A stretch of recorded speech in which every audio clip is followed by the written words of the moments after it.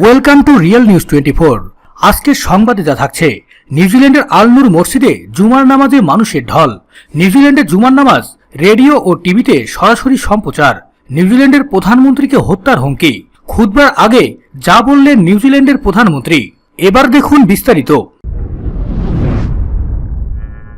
ঠিক এক সপ্তাহ আগে এই দিনে শ্বেতাঙ্গ জঙ্গি ঘাতকের বন্দুকের নলে থমকে গিয়েছিল পুরো নিউজিল্যান্ড। আর ঠিক এক সপ্তাহ পরই নিউজিল্যান্ডের আলনুর মসজিদে মুসল্লিদের ঢল। আবেগময় পুরো নিউজিল্যান্ড। শুক্রবার 22 মার্চ হামলা করার পর প্রথম জুমার নামাজ আদায় করা হয় সেখানে হাজার হাজার মানুষ জুমার নামাজ আদায় করতে আসেন। শুধু মুসল্লিরাই নয়, শত শত অমুসলিমরাও সেখানে তাদের সাথে সংহতি জানাতে হাজির হয়েছিলেন। মসজিদের পাশে হাগলি পার্কেও মুসল্লি ছাড়িয়ে যায়। জুমার নামাজে অংশ নিতে বিভিন্ন দেশ থেকে বহু মুসলিম শুধু নিউজিল্যান্ডে এসেছেন। নিউজিল্যান্ডের প্রধানমন্ত্রী জাসিন্ডা আর্ডার্ন সহ সরকারের ঊর্ধ্বতন কর্মকর্তাও সেখানে সংহতি প্রকাশ করেছেন। জুমার নামাজের আজান জাতীয়ভাবে সম্প্রচার করা হয় এবং দেখানো হয় নামাজ আদায়ের দৃশ্যও। নামাজ পড়তে আসা লোকজনকে ভরসা দিতে মোতায়েন ছিলেন আইন শৃঙ্খলা বাহিনীর বিপুল পরিমাণে সদস্য। নামাজের আগে স্থানীয় সময় দুপুর 1:32 নিহতদের স্মরণে 2 মিনিটের নীরবতা পালন করা হয়। এরপর আলনুর মসজিদের ইমাম জামাল ফুদা কয়েকশো মুসল্লির উদ্দেশ্যে আবেগময় ভাষণ দিয়েছেন। তিনি বলেছেন, নিউজিল্যান্ড ভাঙা নয়, আমাদের হৃদয় ভেঙে গেছে, কিন্তু আমরা ভেঙে যাইনি। আমরা সবাই এক। আমাদের দৃঢ় হতে হবে যে কেউ আমাদেরকে কোনোদিন বিভক্ত করতে পারবে না। নিউজিল্যান্ডের জুমার নামাজ রেডিও এবং টিভিতে সরাসরি সম্প্রচার করা হয়। আজ ক্রাইস্টচার্চ হামলার 1 সপ্তাহ পূর্ণ হল। গত শুক্রবার ক্রাইস্টচার্চের 2 মসজিদে হামলার ঘটনায় কমপক্ষে 50 জন প্রাণ হারায়, আহত হয় আরও বহু মানুষ। মসজিদে বন্দুকধারীর অতর্কিত হামলায় শোকের ছায়া নেমে আসে পুরো নিউজিল্যান্ড জুড়ে। এই হামলার পর প্রধানমন্ত্রী জেসিন্ডা আর্ডার্ন এই দিনটিকে দেশের ইতিহাসের কালো অধ্যায় বলে উল্লেখ করেছেন। হামলার 1 সপ্তাহ পর আজ স্থানীয় সময় শুক্রবার জুমার নামাজ আদায় করেছেন সেখানে মুসল্লিরা। এ সময় মুসল্লিদের সঙ্গে সংহতি প্রকাশ করে স্থানীয় সময় দুপুর 1:30টার দিকে আজান এবং জুমার নামাজ রাষ্ট্রীয় টেলিভিশন এবং রেডিওতে তা সরাসরি সম্প্রচার করা হয়। একই সঙ্গে রাষ্ট্রীয়ভাবে হতাহতদের প্রতি শ্রদ্ধা জানিয়ে 2 মিনিটের নীরবতা পালন করেছে পুরো নিউজিল্যান্ডবাসী। নিউজিল্যান্ডের প্রধানমন্ত্রীকে হত্যার হুমকি।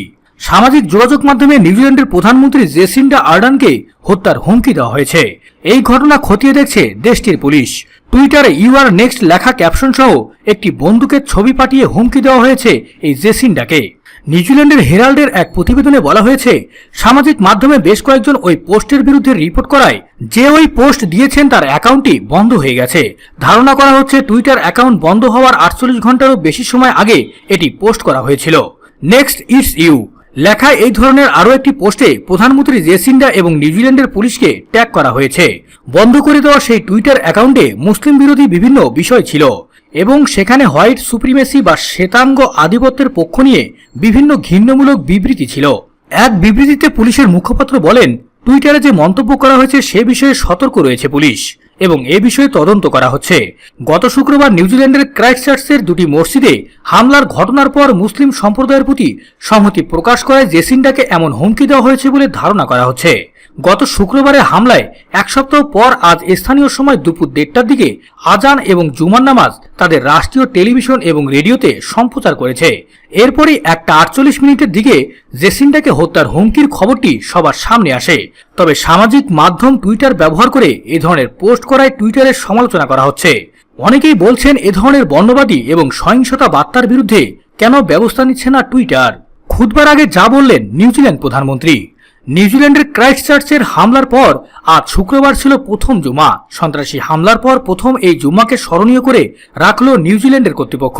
জুম্মার নামাজের আগে হামলার শিকার আলনুর মসজিদের পার্শ্ববর্তী খেলার মাঠ হেগলে পার্কে সন্ত্রাসী হামলায় নিহতদের স্মরণে ও মুসলিমদের প্রতি সংহতি জানাতে আয়োজন করা হয় এক স্মরণ সভার।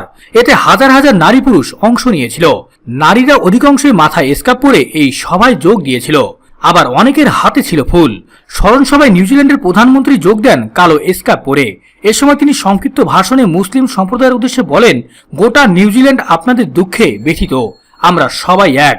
নিউজিল্যান্ডের প্রধানমন্ত্রী আরও বলেন, আমরা হয়তো আপনাদের দুঃখটা নিয়ে নিতে পারছি না, কিন্তু আমরা আপনাদের প্রতিটি পদক্ষেপের সঙ্গী হতে পারি। একটি হাদিস উল্লেখ করে জেসিন্ডা বলেন, আমরা একটি দেহের মতো, যখন শরীরের কোনো অংশে আঘাত লাগে তখন পুরো শরীরই ব্যথা অনুভূত হয়।